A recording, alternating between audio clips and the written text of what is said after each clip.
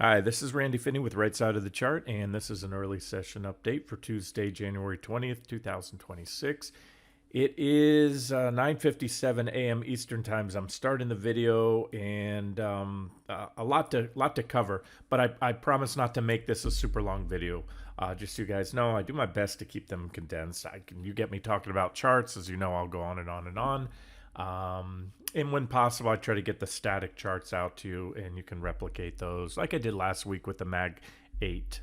So we're going to do that today. I'm going to just cover the indexes, the Mag 8, stop there. Maybe I'll touch on the VIX because it's related. Anytime you can make a decent case to be short equities, you can make a multiple of what the market drops by trading the VIX. It's kind of my same logic of, being long silver or GDX in lieu of gold. When gold looks like it's going to go up or down, you short them. They just move in a multiple thereof. So with that being said, the S&P 500, of course, the VIX tracks the S&P 500. Now, the NASDAQ at 100 and S&P move together. NASDAQ 100 is just higher beta. It goes up and down more because it's a higher concentration of the higher beta tech stocks. All right. So I just want to check off the important developments today. It's hard to see, but I'll zoom in.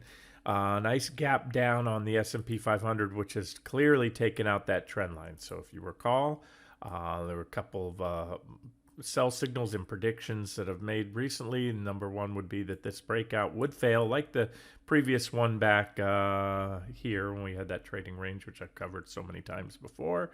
And if and when it failed, typically the next stop, not on that day, but you go down, and it's usually a fairly impulsive move to the bottom of the range. So only time will tell, guys. Remember, none of this stuff is 100%. It's just an additional check mark for me now that we made that marginal new and still divergent high, overbought conditions, and now as of today, that breakout has failed, and it also took out the uptrend line I was looking for. I give you these uptrend lines right here. So dual check marks, if you will, for my case.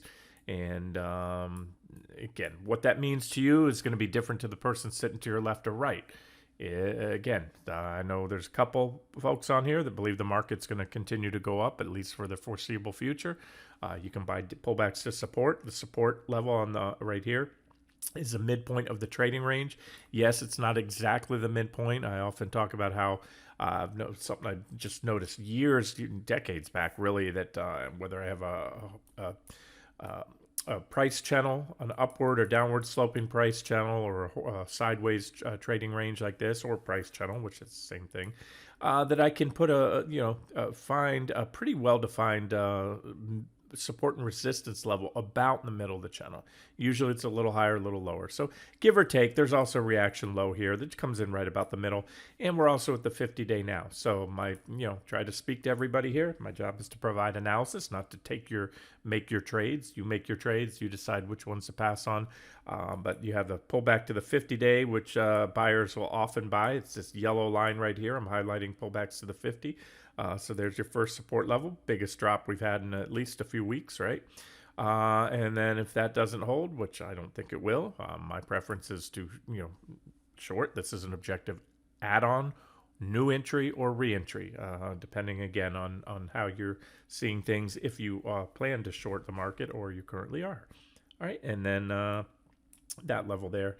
And I'll go over the micro levels really on the 60-minute chart. But again, this to me increases the odds significantly that we're going to go down to the bottom of the trading range, and probably at that point maybe undercut at least. You have the 200s just below. The 200s, in my opinion, work sort of like a magnet. I use that analogy when you're playing around as a kid or whatever, adult, whatever. You have two magnets in your hand. You put those, the sides together with the poles that are going to attract each other, and you try to hold them. And when you get close enough, try as you may, but they're going to just snap together. It's kind of the same thing. If we get down to the bottom of the trading range, that's my point. We're coming very close to the 200 exponential and simple, and the markets are probably going to at least test them. And again, if you are in that bullish camp, pull back to the 200s would be a very objective entry point. And if you are longer term bearish, a solid break below the 200s is going to be a bearish technical event. You know me, I don't trade anything in a vacuum, particularly the equity indexes, so that's why I started with SPY. QQQ is typically and currently my index of choice.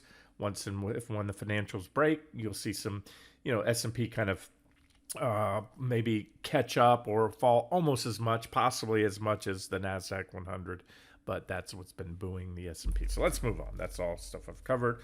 And I gave you also 60-minute levels recently. I just got this chart out to you, so you've already seen it. Untouched, same levels I've given you before. This is how it works, break down, hit a price target, we're having a reaction, but I made it very clear, I believe, in that, this was in the, under the post I got out to you today on NQ and QQQ.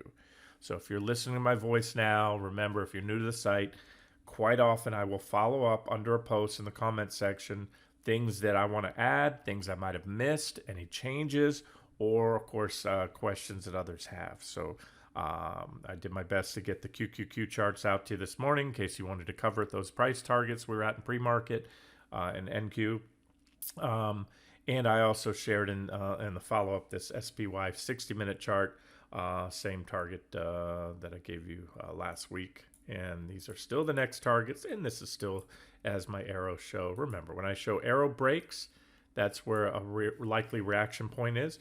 And we've already had a reaction. You can see as I zoom in, and again, I haven't changed or modified that level. You can see we hit a low today of 681.20.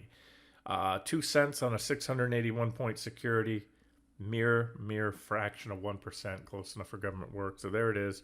And the next sell signal is going to come on a solid break below it. You also have a reaction low to look here. So again, these are check marks. Each one, the more you get, the more likely those check marks are to translate into a sell signal that's going to stick. In other words, open the door to a move down to the next targets. Otherwise, they buy it up here. Support is support until unless broken. That's all I can tell you. Let's move on.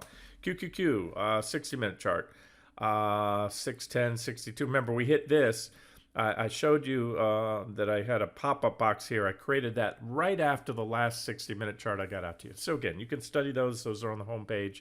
And the day of, shortly after, I noticed a resistance level I missed. That's why I marked it yellow. I did that to let you know the next time I covered, hey, I didn't have that one on there before, but I added that, so I colored it up yellow. There's a big gap right here, and a lot of reactions. It was tested.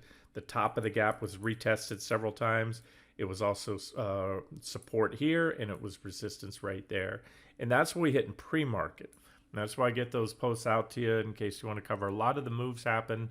And remember, the futures, MLK Day, if you're those not familiar in the U.S., we had our Martin Luther King holiday yesterday. Markets were closed, but futures open up. They don't care. They were closed for a bit yesterday, but they also opened up as they always do on Sunday night. So a lot's happened in the futures since then. And futures traders can actively, even when the U.S. equity market, the major exchanges are closed, you can take price intertrades, get in, on a breakdown or exit a position. You could have done that, exited QQQ in pre-market today, and you got a little bounce. But either way, that's where we're at right now. So that's it. So boom, that's also a target I've given you, 610.62, which is hitting the regular session here where we open up. That's your next support. Then this support zone, when I have two levels in close proximity, I refer to that as a support zone. And then ultimately probably come down here, test those recent lows, and that's how things should work. And they usually, once you start, now that we've taken the primary uptrend line out and other things I'm going to cover in this video, there's a good chance the selling may begin to accelerate. And that is a combination of a lot of factors, including but not limited to stops starting to be hit. So we'll see. First things first, guys, let me repeat. Support is support until unless broken. We've been in a big sloppy trading range, so it's hard to get too excited. This is the first decent, breakdown we've had in a while. But that's it. They need to take this level out to increase the odds. We're going to go down to those additional levels. Again, this one's already hitting pre-market. And moving on to the more significant daily time frame, is the very, very much nice, clean sell signal. Been harping on and waiting for a break of this trend line to trigger the next sell signal on the more significant daily time frame. And so right now, it's safe to say that's a nice fat check mark. The day is still very young, but for them to stick save it, meaning to get back on or above that trend line from where we're at right now, let me just grab it here. We're going to have to go, QQQ would have to rally up today. We'll go straight up because that's today's candle. It'd have to rally about better north of 2% just to park back there. So I'm going to give it a pretty high degree of confidence check mark. And again, that is the sell signal I've been waiting for as per recent videos and updates. And this is still a continuation of a trade that we entered back here with multiple entry points. First target hit, bounced as expected, reaction likely. And that's also those key November 10th lows. Is it November 10th? October. I'm sorry, October 10th lows that I've been harping on for months now that need to be taken out in order to get a real correction going. Something that's going to feel good, spike that VIX, get the VIX rallying and going. It's still my expectation based on everything I just started the video with. The SPY failing breakout. And if we get down there, like I said, these trading ranges are getting very long in the tooth. And if we break that, we're going to go down and we're going to test the 200s. And my guess, because that's still my second target, very nice, pretty decent price support. What will probably happen, the way I see it mapped out in my head, in my mind's eye, whether or not it happens or not this way, is we'll probably undercut the 200s briefly and then come on and test them there. And so a brief undercut of the 200s, that's the red and blue line, simple exponential, would take us down to that second price target. Always cover a little bit above the actual support level. And we'll see. But remember, if that happens also, especially if the 200s go, I've not taken my eye or focus off the long-term charts. A lot more potential. These are still your longer-term targets. So these are the 200-day moving averages. You can see the support shelf. So if we take that out, it's going to do things on the more significant weekly chart, which we're looking at here. Increase the odds we go down to these targets. So we'll see. I take it one day, one step, one support level at a time. All right. Let's see. Let's cover the big market leaders, and then we'll wrap this video up. Okay, the Mag 8, FANG, whatever you want to call them. I'm focused really on the top 8 usually. NVIDIA, check mark. Okay, remember they were hand drawn in, so you don't see them here. I had pending check marks, and again, remember it's a series. There's not just one single check mark, but there are the next check marks, and I've already again, this was last week. You can reference that post. So we had several stocks that I've, like Apple, that have clearly broken down, clearly peaked, giving me solid green check marks.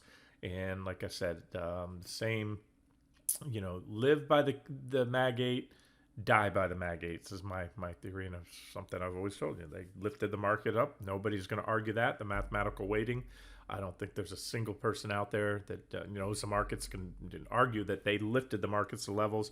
Yes, lately the financials have taken the baton. As I've talked about, why the Mag 8 haven't really gone down much, but stopped going up. That's usually the first sign. Rarely do you see them shoot up unless it's 1999 and you're in a parabolic bubble. Usually a topping is a process. So it's a process. It's been my primary view, and we just need those next check marks. And there it is. That's the this white line here is the uptrend line. I've been waiting for the next check mark on NVIDIA, but this is still to me the lights out level. About 165. It's the bottom of that very, very well-defined trading range that was had one false failed breakout, sent us back down to the bottom of the range. Now that we've taken this trend line, that's going to increase the odds we run down there. You can see my next support. You have a minor uptrend line right here. That would be your next check mark. And then the 200s come in perfectly right at the bottom of the range. So it's a confluence of such obvious and important support, in my opinion, that a blind man can see it, right? So if it's taken out, again, sport is sport until unless broken. This would be your bullish case. We hold that level, or, there's a myriad of possibilities. That's why I do these videos every day. Maybe we undercut it, rouse up the bears, and it proves to be a false sell signal bear trap, and we do that. And then we have to adjust, or at least I have to adjust and look at what are the other stocks doing. But as of now, let's just talk day by day. That's all I can do. And tell you that that's the next check mark I was waiting for NVIDIA, but this is the lights out level there, if and when that goes. So it's got plenty of room before it gets there, but like I said, we'll take it. Alphabet, second largest. There it is. That's, again, as I said earlier, the day is super young right now, very young. So this one does have the chance for a stick save. But as of now, we're below the trend line, not by a lot, but by below it. And that trend line will be, or I'm sorry, this sell signal will either be solidified or negated at 4 p.m. today, because this is a daily chart, and all that really matters is how you close the daily candlestick at 4 o'clock. So just want to point that out. I'll zoom in a little tighter. There it is again. This is a pivotal day. That's why I'm doing the video early. I think there's the potential. It's obviously the scenario I've been looking for, so I think it's got a good chance of happening, and you could certainly take it. A lot of ways to trade. You can take it on face value. Right now, it's a breakdown with a stop. If you close solidly back, or regain that level, you can base your stop. It can be tight, somewhat above. You want to see a solid punch and close back above the trend line. Definitely a close if you were to short today as a swing trade. But there's a lot of hot air in Alphabet, as I've showed you before. Just to come back and test the 200s. Let's say you're in that Super Bowl camp. You've got to acknowledge that Alphabet is extremely, as I've showed you in recent videos, and I'm going to stick to my word. I'm not going to digress. Reference the last video last week. I showed you the percentage above their 200-day moving averages in a lot of these stocks, including this one. So just to come back and check that, which would be healthy bull market action, work off those overbought conditions. You're talking about roughly a 27, 28% drop. And so that'd be pretty big. So either way, let's just check it now, and I'll do a closing market wrap. Maybe it's just a static post with a few charts or my thoughts, but watch this one today. We're down 1.75 below the trend line. So another check mark. And that one we didn't have. That was a big one too, Alphabet breaking. Apple playing out like perfectly so far. There's that bear flag continuation pattern. And so far we had the sell signal last week. What was that, Thursday? Follow through on Friday. Follow through today. We hit our second target. The trading gods were smiling upon us because we just managed to avoid the suggested stop. And again, the suggested stop is just that. You guys use your own. Your entry is not going to be the one that I post on the site, or it may be if you get those posts right away. But that's where the initial short entry was. Managed to avoid our stop based on a weekly close. Initially, I might have had it on a daily, but I revised it before that happened, before we got up there to a weekly. I smelled this, and the same thing, because we're coming at the top of the trading ranges, and I told you SPY would, or one of the indexes would likely, had a good chance of punching through there. That's what they do. That's their MO for a long time now. Pop, make a marginal new high. If it's a divergent high, overbought, it has a higher rate of failing, and that's what happens. So either way, not a monster trade, but more so, especially more so, a tell or window into what the stock market's going to do, because Apple forever and a day for the last couple decades has been the darling. Yeah, NVIDIA bumped them, dethroned them recently, and then Alphabet's playing leapfrog with the AI race thing. But nobody can argue that Apple's probably the sweetheart of Wall Street, especially when you look back the last couple of decades. So this is something worth noting, both technically significant for all the reasons I state here, and psychologically significant as well. What's going on with Apple? Let's see. What are we down now from the highs? So stock market, S&P making new highs. 13% drop so far off Apple, peaking back around the end of the year, beginning, actually December. All right, so we'll see. That's still your third and final target. And there's certainly the potential for more. I'm just going to leave that there.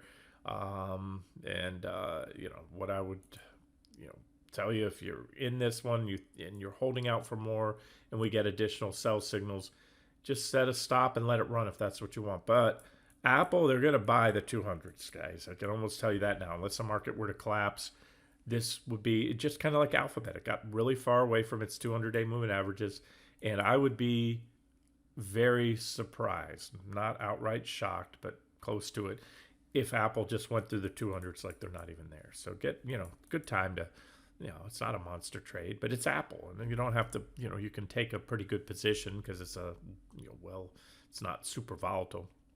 And so whatever will be, I don't know what the profit will be on that, 9-10%. I don't know when we get there, if we get there. Microsoft, remember, I gave you check marks on this one. Microsoft lost the 200s after weeks or months of battling, successfully defending the 200s. And then, as I said, the problem with a test, whether it's a back test of a trend line like this, you broke down here and back test. The problem with that is you can keep back tests at higher levels. So I like to see the rejection off a back test. That's when I get increase or enter a short position.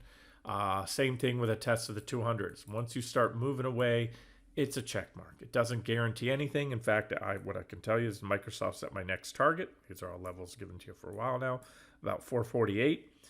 And however, from a long, and positive divergence too, guys, if they can reverse this one now. So I'm always on the lookout for anything that might change or should change my view, or at least worth noting the potential developments. Now, thing about positive or bullish divergences when in a downtrend, especially if this larger divergent high plays out, they can get burned through, just like positive divergences or negative divergences in a bull trend could get burned through. So I'll watch that, and it's decent but not great support. And again, we're below the 200, so that's a big fat check mark for me. And that's that.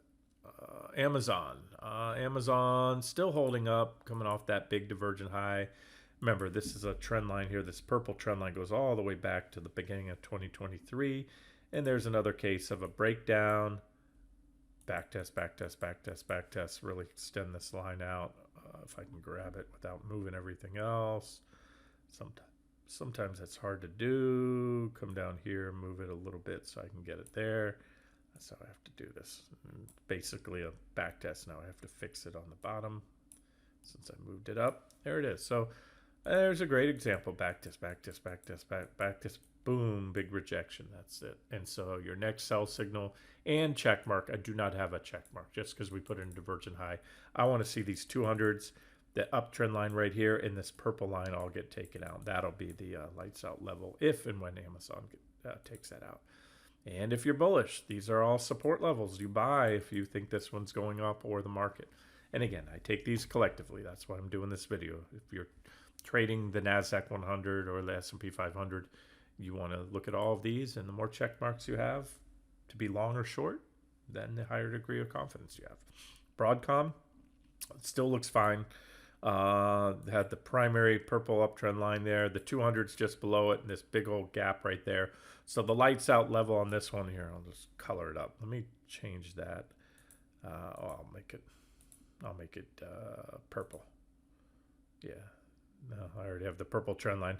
I'll make it another color here. Let's just make it yellow. That's just know that's a big level right there. Why? Again, it's price support. There's a gap, and the 200s. So these are the levels where right now it's just correction mode, right? That's all it is. If we start losing the 200s, it opens the door for more downside potential. So these are levels longs can enter to buy the dip, and these are levels shorts can wait to increase or add to or initiate short exposure. Meta peaked here, double top high, and then the sell signal with the trend line break. Lost the 200s there. Tried to back test them and regain them for about a month or so, and then nice followed by that rejection I like to see. So this one, of course, has a check mark as well, trading below its 200s. At support right now, this is a level I've had here, about 673, big old gap right there, reaction highs. So again, this is where they're going to come in and buy the market, and biggest, one of the biggest drops in a while. And if and when today's lows on a lot of these stocks and the indexes get taken out, that'll open the door to the next support level, if and when. Tesla, another check mark here today that we didn't have before. We have the primary uptrend line as shown here, right there. And we were bear flagging on it, as I highlighted in the last couple videos. That is the measured target, the flag pole, the impulsive move down leading up to formation of that bear flag. And it broke down and it's following through today. So anything's possible. Sometimes these things get foiled, but as of now, it's a check mark because it took out both the trend line and the bear flag, and we're moving impulsively lower, then that's what you want to see. So let's see. Today is a day the bulls can step in and rally these things up and put in some big green candles, especially this week. They have the potential to foil those bear flag breakdowns in Apple and Tesla by just making it not look right. In other words, again, you should have, doesn't have to exactly mirror, but roughly that. You don't want to see, big green move up there. Doesn't mean we can't still go down. It just means those really weren't true bear flags, or they didn't play out in the typical fashion of a bear flag pattern. So right now they are, but the day is young, so we'll see. All right, that's it. Right, that's the top 8. I'll stick to my word. I told you I might touch on the VIX Volatility Index. Covered this one quite a bit recently. This is the daily chart. We had that false breakdown below the uptrend line, highlighted there, and it was simply an extension of the divergence we had here in place. We had 100% gain there, and as I said, to be bearish or short the equity markets is to be bullish and long the VIX. It's that simple. You just get paid more. So the VIX, since that divergent low recently, which coincided with those sell signals. Remember, I gave you sell signals on the markets. The current sell signals were a few weeks ago, and that coincides with that. So if you went long the VIX, maybe as a supplement or a straight up play, it's already up 55% in the last couple weeks. So just again, it's simple stuff, but especially when the VIX is set up bullishly, that's when, I'm a seller of the VIX here. I'm a buyer down at the bottom of the trading ranges, and that's it. You just buy these divergent lows, wait patiently for sell signals on the equity markets, stack into the trade, meaning average in, depending on your degree of confidence, and that's it. So I don't see any resistance on the VIX until this 2192 target. I've had it here forever and a day. It's resistance. Then these are your 2 previous reaction highs, which were also price targets, 2862 previously, and all the way back here too. And so, if you start taking out the 200-day moving averages, you start taking out you get the next sell signals, more check marks. Yeah, then the VIX has the potential to do this. If not, then this is just another false start, if you will. It's real. You could, trail stops, do whatever you want. You just have to use wide stops if trading the VIX because it's so dang volatile. It's like natural gas. I always say, don't bother trading natural gas if you're a 2-3% stop loss guy or gal. They're going to take you out in the daily noise. All right, guys, I'm going to stay true to my word, wrap it up here. We're at the 28-minute mark, and we'll get this one out to you, and we'll see how today finishes. I'll continue to hunt for new trade ideas and give you updates on the existing trade ideas in other sectors, commodities, crypto, all that other stuff. We'll get to that later. This has been Randy Finney with Right Side of the Chart. Have a great day.